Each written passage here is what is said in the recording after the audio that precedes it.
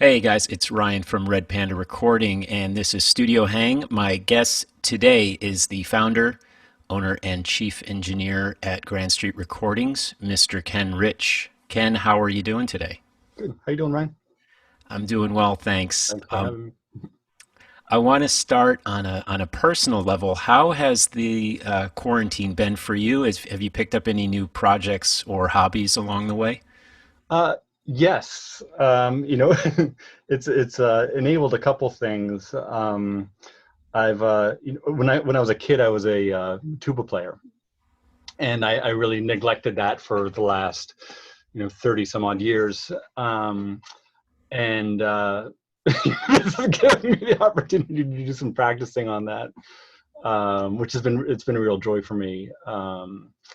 And that brings me really back to my roots. And now my partner and I do like every night at 7 o'clock, we're doing a duet of spirituals and things like that in appreciation of the first responders. Yeah, well, that's great. Well, I guess I was going to ask how the neighbors were taking to the tuba practicing, but it sounds like you're Yeah, doing well, I'm down in the studio, so that and it's really soundproofed, so that works out just fine. yeah. And we should talk about your space in your building because I would say you have a pretty unique setup there. Yeah, yeah. So the studio is it's maybe 1,500 square feet or so, and it's in the basement of a building that Andrew Sherman and I bought in 2004. We dug the basement out 2 feet, so we had a decent ceiling height, and yeah, so I have the best commute in the world. Yeah. And I have a family, and it's nice for my kids to know where I am, and what's going on, and they have a little bit of a sense of my job is not a big mystery to them. Right. And when you found the building, were you looking for a studio space first and a living space second, or how did that work? Well, I was just, I'd always had home studios, and they had been getting, more and more developed, where I had a desk and stuff like that. And then I fell in love with my wife, and I had a good size in the last place I had before here. I had a good sized vocal booth or ISO room that was, intended as a walk-in closet, but to access it, you'd have to go through the bedroom. And so, she was working 9 to 5 and would want to go to bed at 10. And I was just kind of getting my day going sometimes. And it just couldn't work. And I wasn't going to sacrifice our relationship. And so there was a real urgency to find a space where I could work. And then Andrew expressed an interest in that also. And I guess, I was so accustomed to a live work situation that, this just seemed, this building seemed like a real good fit for that. So, Yeah. yeah. And as far as at that point, 2004, right? You started the build out of what Yeah. is now Grand Street. I'm always curious about that jumping off point when where were you in your life and in your career when you made the jump into, okay, now I want to open a studio, be open to the public, etc. Well, this Grand Street was really intended as a continuation of what I had been doing. It wasn't, I didn't think of having a staff and it being a public facility per se. It was really conceived as a space for me to continue writing and producing. And that's sort of what I had always done. I'd done, a fair amount of commercial work and also was producing records. And at that time I just finished producing with Andrew Joseph Arthur's record, Our Shadows Will Remain, which got some accolades and stuff. And it was just there was a lot of production and arranging activity at the time. So I guess that's sort of where the career was. Like I knew this was what I was doing, and I was going to be busy doing it, and could handle a larger space. Yeah. So as the studio developed into being more of a business, Yeah. so were you catching up on being a business owner sort of on the fly? Yes, totally. I mean, it was like the LLC of Grand Street didn't really start until years after that, and it was really you know the studio had just gotten very busy here, and then we had a kid, and then two little kids, and it was just impossible. I just needed help. I couldn't manage everything, and that's when I started bringing in interns, and then assistants, and then staff employees. It just sort of came out of necessity. Sure. And how were you able to keep a consistent vision and standard for the place when you started bringing in outside engineers and interns?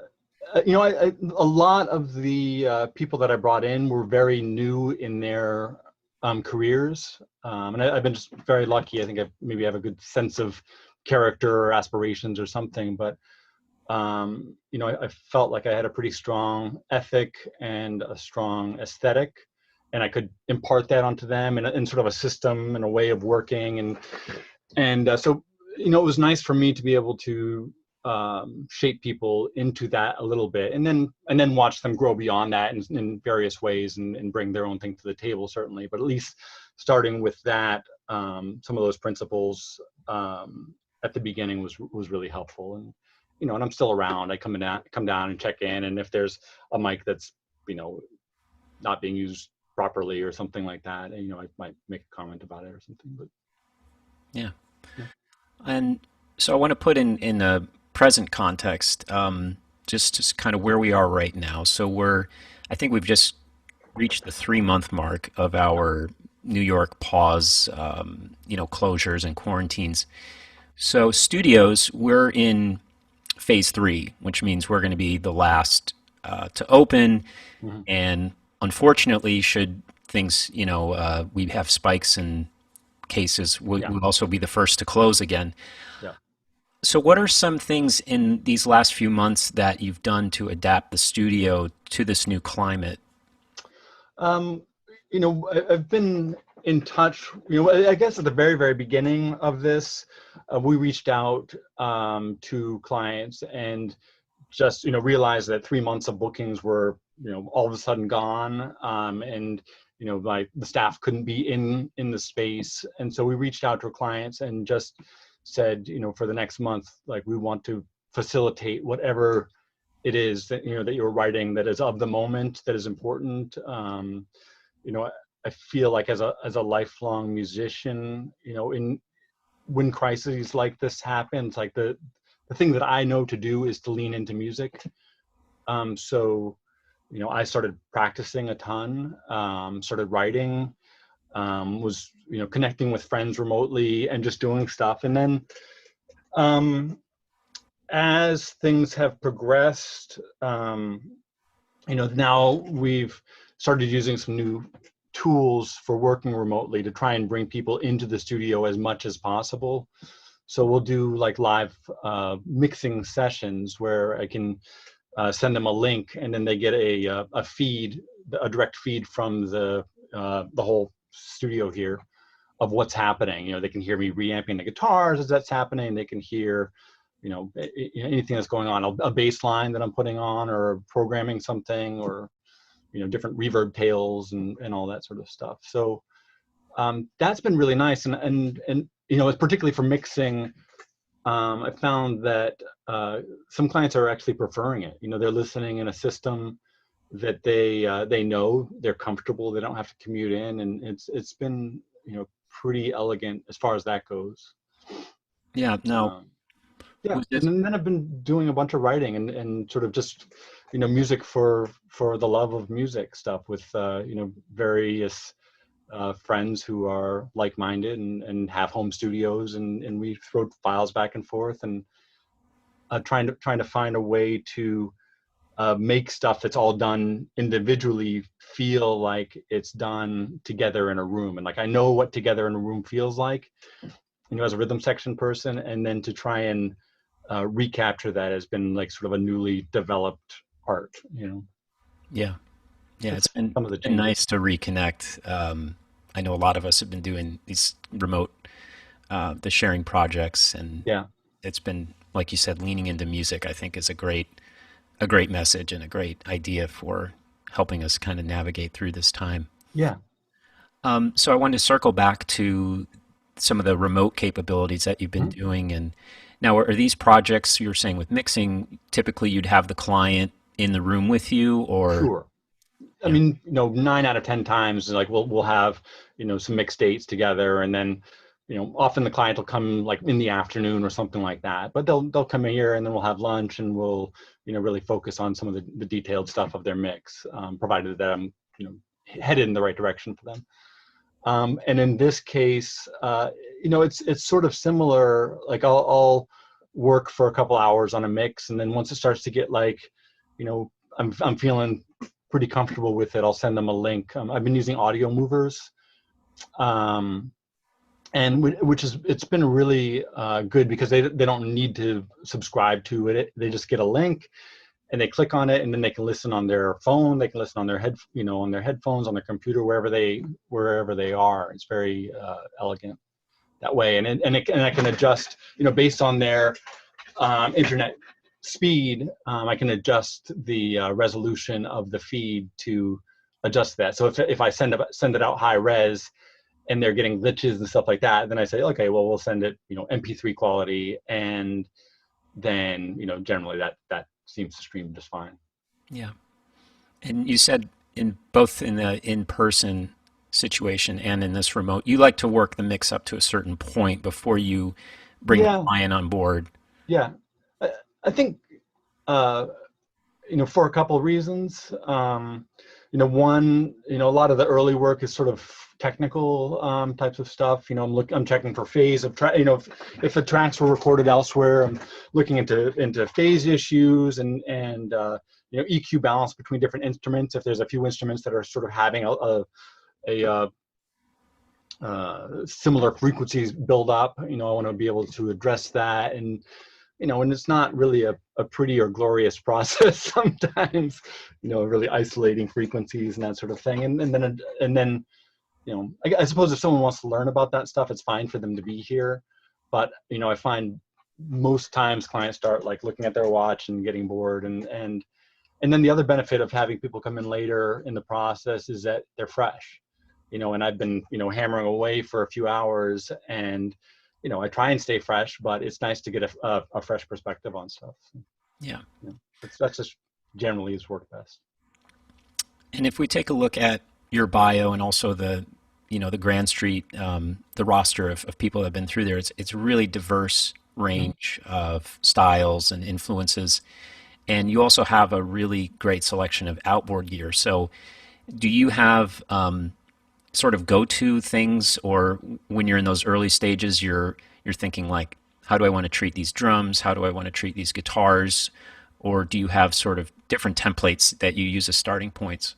Uh, you know, Somewhat. There's some templates, you know, but not always. Like if it's a full record, and it was recorded in the same environment, like I'll really uh, develop in a way from the first mix. I'll find a song that sort of represents the record as a whole, and really put a lot of energy into that, and really try, different compressors on the kick drum, and things like that, and treatments that seem to work for that band and that recording situation. And then once I figured that out for that first song, then the subsequent songs move faster. I mean, the speed ends up being, cut in about half for each subsequent mix. Yeah. But I have things that I like on certain stuff. I have a 33609 that I'm sort of addicted to on the mix bus. It is just gives me a body that I don't get with any other bus compressors, and but sometimes if the if the recording comes off of tape, if the recording was done on tape, maybe it doesn't need more body. And so then a more transparent mixer, like we have the Dangerous compressor. That's real to me, transparent bus compressor, Hmm. and that can work better for something like that. So I So guess it does vary a bit.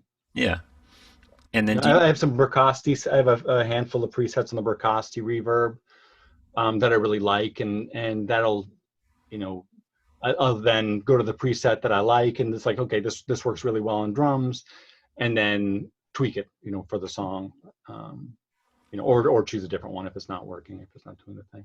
Yeah. In terms of recall, do you print stems through the outboard for recall purposes, or are you setting up the analog recalls Uh, for? you know, it sort of depends on where the project is going and sort of what we anticipate as far as recalls go, and so that really changes. Like some projects just need a lot of stems because the artist wants to have them for archival purposes, and or that sort of thing. But for me to recall stuff in an analog way is it's a 5-minute process. I'll take in the comment section of Pro Tools, I'll just write, well, I have a like all the outputs are labeled, so it'll say like, okay, this is going to the LA2A. So then when I open up the session, I can see again, oh, the bass guitar is going into the LA2A, and then I just write in the comment sections what the if it's limit or compress, if it's what the gain reduction is, and what the reduction is and what the gain is, and that sort of thing. Yeah. So I guess you well maintain your analog, your outboard gear to make sure that your recalls can be pretty accurate. Yeah. Yes, as much as possible. I mean, it does change. Like we've changed tubes on the tube tech and on the LA2A, and it actually changed the op amp of the LA2A at one point, and that changes things. But it doesn't happen all that often. Like generally speaking, stuff is real consistent and stable. And then if something like that is different, you adjust accordingly. And the AB, whenever we're doing a recall, always AB for a while, the original mix with where we are now, and just make sure that it's awfully close. Yeah. And do you guys offer mastering as well if your clients ask for it? Yes, I've sort of put it out there as really good bang for the buck mastering. I don't pretend to be a mastering engineer. I'm not the Calbys and the Kevorkians and the Chris Athens. I have a lot of admiration for what those guys do. And Marilyn Mancini is a new mastering engineer I started working with a little bit, and in LA, and just amazing, does amazing work. So you know this isn't a mastering room, but we can get stuff 90% there for people, and a lot of times that's it's worth maybe that last 10% for the budgetary considerations. Hmm. So I want to go back to the changes that we've been exploring in this time that we're going through, Right. and I think now we've had enough distance, or we've spent enough time in this mindset that now, instead of just the immediate sense, we're maybe starting to play things out a little bit more into the Yeah. future. What are your ideas, or do you imagine sort of the post-COVID studio will be like? I mean, the post-COVID is going to be. I mean, I think there's going to be a lot more. There's already been a lot of home recording, but I think that that's going to continue to increase. I think it should. I think that artists, there are many artists that do their best work there, but I don't think that, I think people post-COVID are still going to understand the value of having people in a room together, and are going to, and then also, I've gotten the feedback from a number of friends that they are like, wow, I really appreciate what it is that you do now that I'm at home trying to record my own drums, and like, can't, for the life of me, get something close to what you're able to do so effortlessly. And that's been real nice feedback. But that, while that's coming in, I'm also working really hard with, particularly drummers in their own rooms, trying to, get them to understand some of the principles and mic placements. I make recommendations.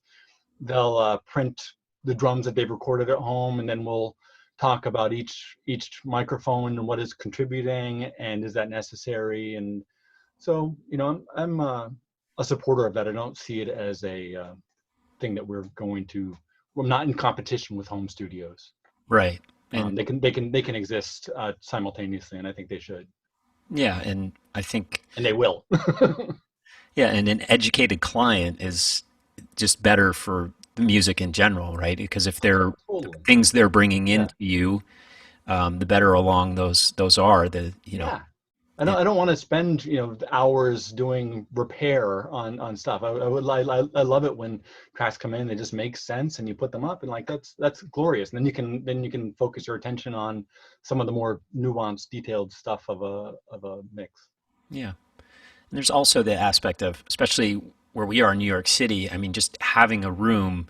If people want to track live, if they want to track together, Yeah. they want to hit the drums really loud. Yeah. Having in Grand Street has a beautiful live room, in addition to some ISO capabilities. I'm wondering though. I've seen a lot of studios.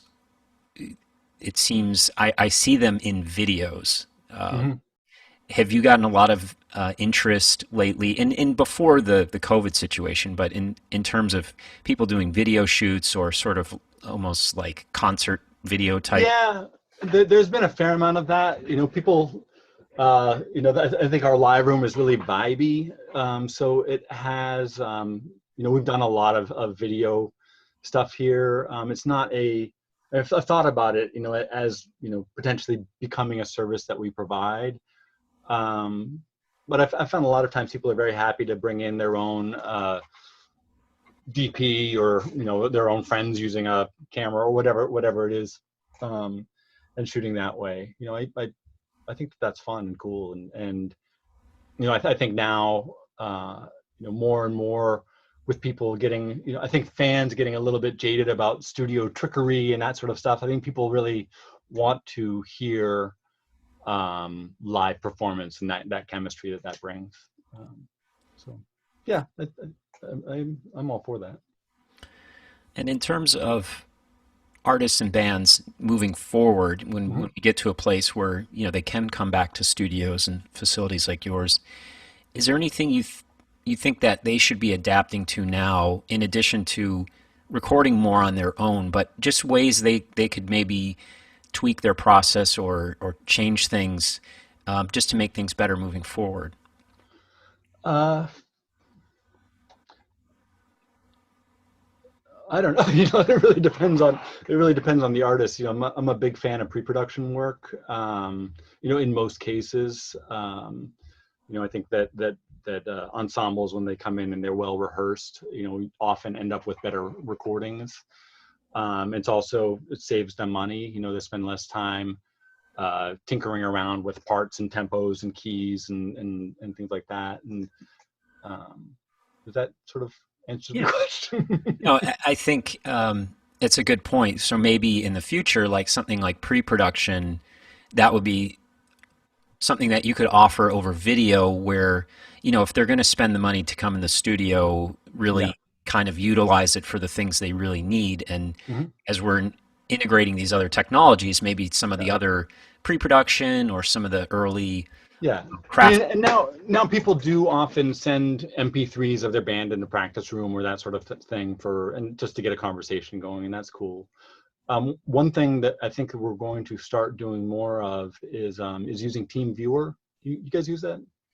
It's No, where and then installing. We have friends that are using in Logic and GarageBand or Ableton, and generally most professional facilities are using Pro Tools, and so if we may, for people that we regularly collaborate with, is it's having them install Pro Tools on their system, and they don't have to learn it. Like then with team viewer, then we can sort of take over their computer and handle the punch-ins. We can have talkbacks back and forth.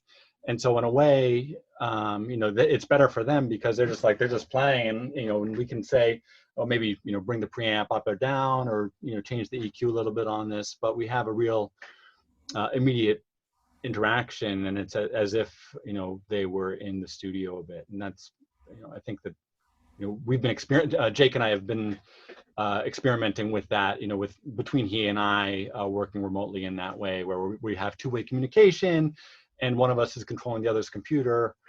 So it seems like that is going to, be something that we do in the future. Okay.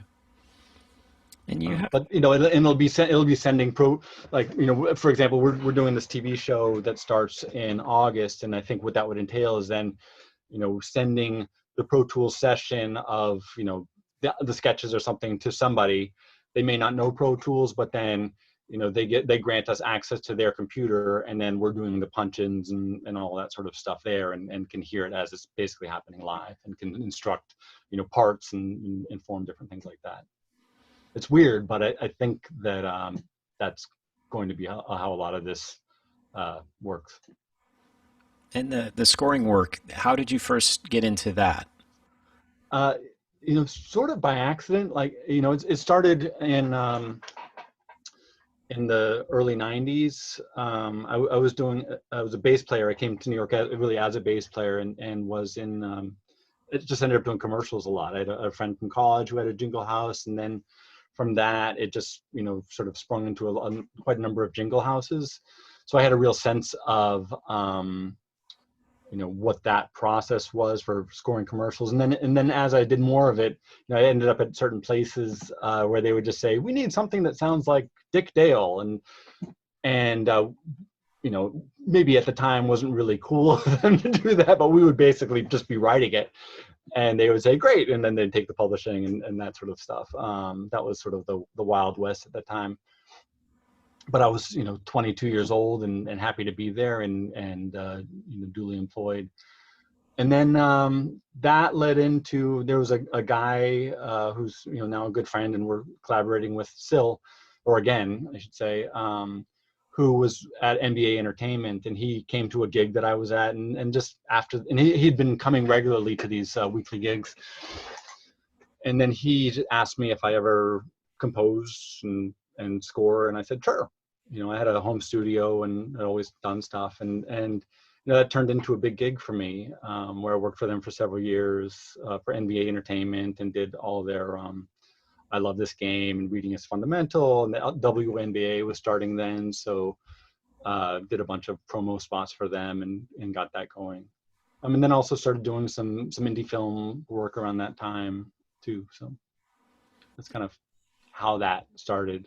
Yeah. And then it's funny, I hadn't done real film work until about a year ago, and then I've done a few theater projects, sort of like underscoring for a one-man show, and did maybe 5 or so of those with the same writer and director and actor. And then the director of that asked me to score a film that he'd been working on.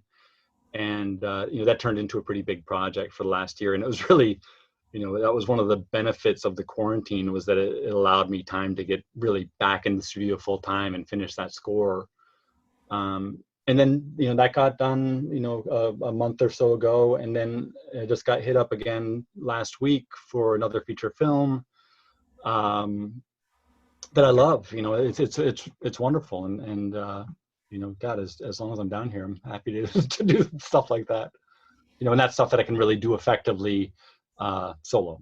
And then commission out, a guitarist to do something or things like that. But I can get the real foundation of what the score will look like. Oh, sorry, that's my phone. I'll turn that off. I can get the foundation of what that'll look like. And then work remotely with people that way. Yeah.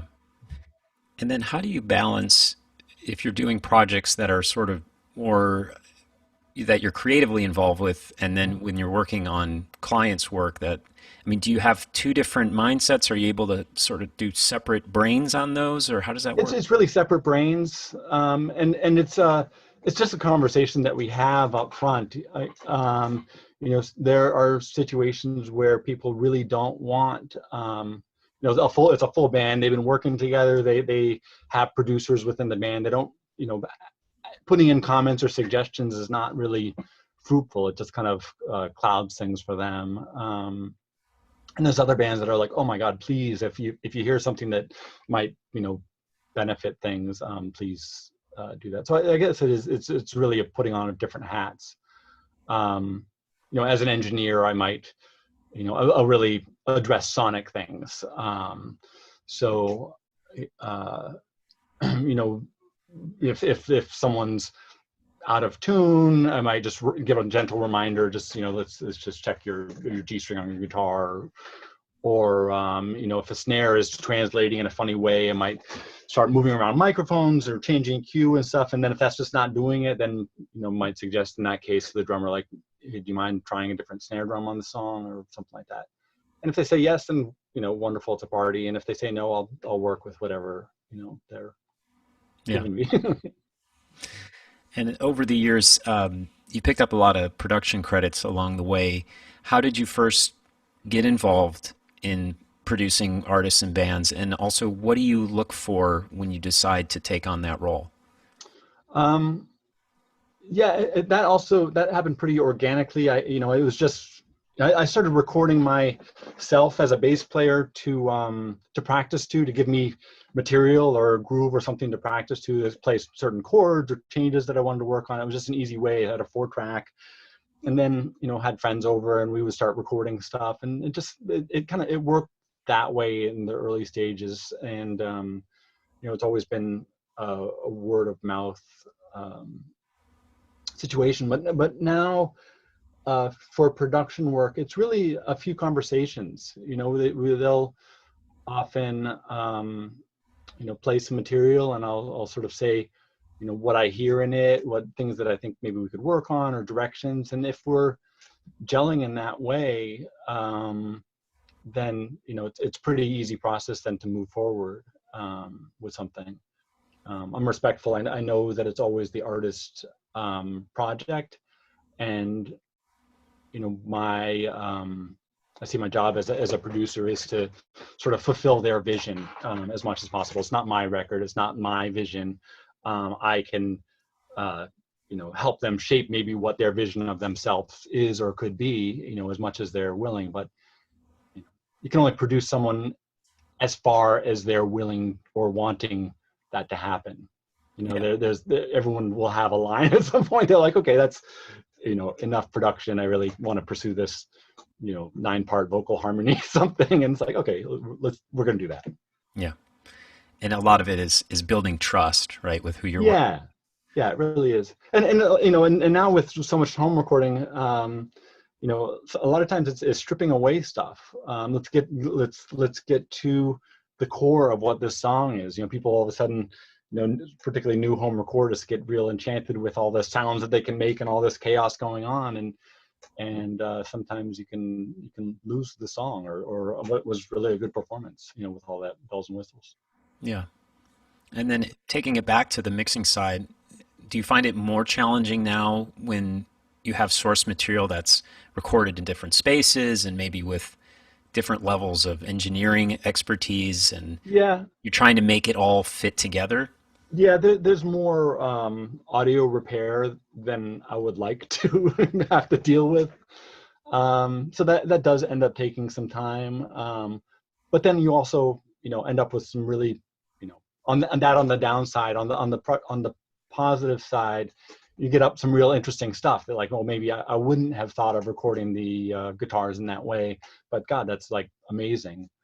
Or, and then if we're really having a conversation, I'm working on a record now with a very good friend, and I recommended a microphone for him for his singing that, like, he got. Then we cut all of his vocals remotely, and then talked about he'd been using some guitar plugins, and then sort of took a look at his guitar recording chain, and said, maybe we can, get into the amplifiers here a little bit. And, we had amplifiers there. And so, um, and then we recorded all the guitars for this record. He'd already done a lot of the recording, and then we went back, had the conversation, and then was able to improve things sonically, even remotely.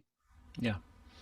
And what kind of feedback are you getting in the, I assume you've completed some projects now under Yeah. quarantine, and feedback from your clients in terms of, hey, this was great doing this, or, I can't wait to do this in the studio. This was kind of hard. Like, where's that falling? It hasn't been like, everyone knows this is hard, I guess. So it hasn't been, just in terms of life, everyone has different degrees of fears and struggles. But I think generally people are really appreciative to have at least some sort of human contact, and I think people are appreciating. They're struggling with their own music a lot of times at home for a while, and then are so glad to like have someone else's perspective and expertise, to be able to really bring that home. Like, oh my God, thank you. It's like, now I can hear the guitars, I can hear, my voice and the details, and things like that. So, Yeah. generally, I think people have been pretty okay with that. But there's, of course, there's certainly a longing to, be in a room together and that sort of thing. Yeah. But what are we gonna do? This is where we are. Exactly. We were talking earlier, before we were on camera, but you were saying how the evolution of Grand Street, it really started as an extension of your own creativity and Mhm. artistry and wanting to develop that. And then through happenstance, it became this public facility, and now it's a Yep. business and a studio. And now what we're all going through now has brought it back to that sort of original thing where it's just you in this room. That's exactly right. Yeah. Yeah, can you just kind of talk a little? I'm sure you've had a lot of time to reflect on Yeah. journey, but Yeah. It really. You know, I miss the other engineers, that work here, and we're in frequent contact. Um, but I do have to say that there's been some really nice aspects about me being able to come down here, and on certain days, I don't have necessarily the agenda is my own agenda, and so it's like, I know, okay, I want to mix these two songs of other artists today, and then I want to spend an hour practicing the bass, and then I want to write something on the piano, and so and that's been really you know it feels pretty decadent in a way, compared to, okay, I have a 10-hour day that is, the client's expecting to record 8 songs, and we're sweating to get this stuff done, or, constantly under the gun, and to be able to work at my leisure has been, you know, it's been nice, and to be able to take the time, I'm not a fast writer, I sort of take time with it, and live with things, and to be able to take my time with that has been real nice for me. yeah, And I feel what I'm able to put out has been better. And I've been sharing some of the original material with instrumental stuff that's sort of, jazzy, with some, longtime musical collaborators, and it's been, real enthusiastic response on that stuff, and it's been fun. So I've done some bartering with friends, like, hey man, play some Rhodes on this, and I'll mix this for you, or I'll give you, whatever you need. And there's been some of that, which has been really very sweet, and would not have happened, under normal studio circumstances. It's hard for me to get down here and have that kind of freedom. yeah. I would say we've all been adapting or to various degrees of, that we've been able to process and adapt. Yeah. And as, musicians, engineers, studio owners, business owners, etc., you seem to embrace, these things, and you've kind of hit the ground running, and or at least that's the perception now 3 months in, right? Yeah. If somebody's kind of struggling with, having a hard time adapting to this, what would you encourage to kind of have more of that open mindset to adapt? If someone as a studio owner or someone as an artist. I guess on any level that it, where it speaks to you. Well, I think, you know, it's to me it's a looking back at your motivation. I think that if you um, always like the idea of being an engineer and happen to have a lot of money and just bought this facility but never really made um, your own music or were never an artist, I think that situation, you know, is can be difficult. Is that, well, I always thought of this as just a business and like I like twiddling knobs and that sort of thing. I think that's tough, but I think that and then we're all trying to figure out how we're going to survive financially through this. So that has its own set of stuff. But I do think that sinking back into what our initial motivation was and just making that as good as it can possibly be. I made my living as a bass player for 15 years in New York City. And then the last 15 years, I haven't been practicing as much. And it's like, maybe I spend some time practicing, get back in the woodshed and get better at that again. And so I've done that and got it. It feels good to have the time to reunite with some of that stuff. Yeah. Yeah, I think it's sinking back in. Yeah, I think that's a great message, and I really applaud you for, you know, leaning in and sinking in the way you have, because I think it's really inspiring to, there might be a lot of people viewing this who are, in the throes of this and Yeah. struggling to kind of process. Are there any creative projects that you've personally been working on lately that new music out in the world that you want to talk about? Yes. The big projects that I've been doing are, well, it started off, I was working a lot with Hugh Poole, who I played in his band for, we've been like best friends for 25 years and we've toured around and gotten into all sorts of trouble together. So we started, and now we have a band with Keith Robinson on drums.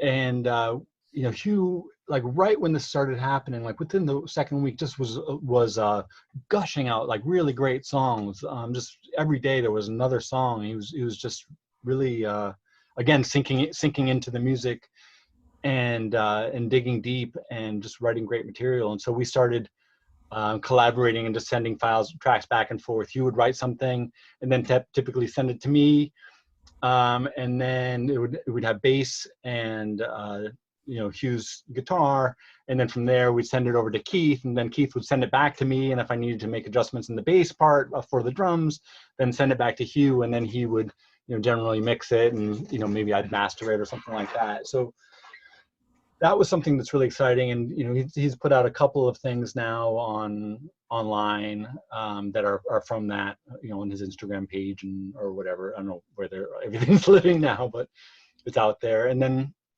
I've been working with another long-term friend, Morley, and she's and this is actually a good example of a long-term collaboration and long distance collaboration, is that she found herself, I think she was coming back from a tour, and she and her fiance, Chris Bruce, live in New York City, and she's always been a New Yorker, and they're in Illinois, in rural Illinois now, and just kind of, they have a nice place to be, but we're kind of stuck there and without all their equipment, and she was someone that I really felt that has a strong voice and needed to be heard during this time for many reasons.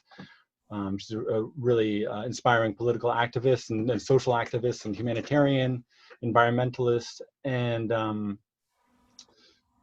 so I sent her and Chris a bunch of like a recording care package of an extra converter that we had from our B room, and sent them an Neumann microphone, a couple microphones, and some cables, and various other things that they weren't able to get early on where they were. And then they've been able to do some very nice remote recordings that then are sending back to me, and so I've been mixing some stuff with them. So that's been really exciting and fun. Then I'm working on a record with my friend John Andrews, and we were in a band together, many years ago called Miami Relatives. And so he has his solo project goes under the name Loud Boy. And so we've been doing, I think it's actually going to be a pretty great record. And we've been really actively collaborating back and forth. I've been playing and doing some synthesizers and some programming, and then collaborating with some great drummers. And so those are a few of the things. And then some of the film work also has been going on. So. Yeah, and we'll put links below in the description section to all those projects. Yeah, and Greg Tannen, he's another person, another artist I've been working with quite a lot, and again writing like amazing stuff. Yeah, so we should send some links for that. Yeah, great. Yeah. And if people want to start the process or find out more about working with you or working at Grand Street, where should they go and how should they start the process? Usually, well, we have a good place to just poke around is our website, which is grandstreetrecording.com. And it's pretty, you can go pretty deep there. There's a Spotify playlist from the website. They can listen to. There's a lot of videos that were recorded at the studio if they want to sort of see artists in the space and what that's like. And then there's you get a real a feel for things. And then after that, there's a sort of an online form that you can fill out and then tell us about the project and what you're looking for. And then, after a little bit of back and forth, usually we'll get on the phone and just talk more in detail or do a FaceTime or something like that and talk about, what their vision for the project is and see if it's a good fit. Great. Yeah. And you would walk them through to if they wanted to do remote work with you right now, you would walk them through that process? Totally. Yeah. I mean, and I think that's one of the things that will be a new service that we'll provide, is that any artists that we're working with, will also offer engineering support and tech support, and and even so far as then taking over their computer remotely. We can handle the punch-ins and do all that stuff and the playlists and the editing and all those sorts of things while it's still on their computer. We can work in that way. So the technology is there for that. Great. Yeah. And I assume that gives the client some more flexible options in terms of, if obviously budgets are a concern right now for everybody, they have more flexibility in that. Totally. Yeah. I mean, we're really trying to be mindful of musicians' needs at this time, and and in general, even before this, the music industry wasn't exactly blossoming, and artists, it's sort of a daily conversation of artists not necessarily knowing where they're going to make their money. Sure. Well, Ken, this has been great. I really appreciate you sharing with us and sharing more about Grand Street. You have any final thoughts to folks watching at home or wherever they are? Just sink in. Do your best work. All right. I think that's a beautiful sentiment to leave it on. Well, thank you for having me, Ryan. Yeah, it's been great, Ken. Okay, so guys, there it is. Ken Rich, Grand Street Recordings. Please check out their website to find out more. And in the meantime, everybody stay safe, and we'll see you all next time. Take care.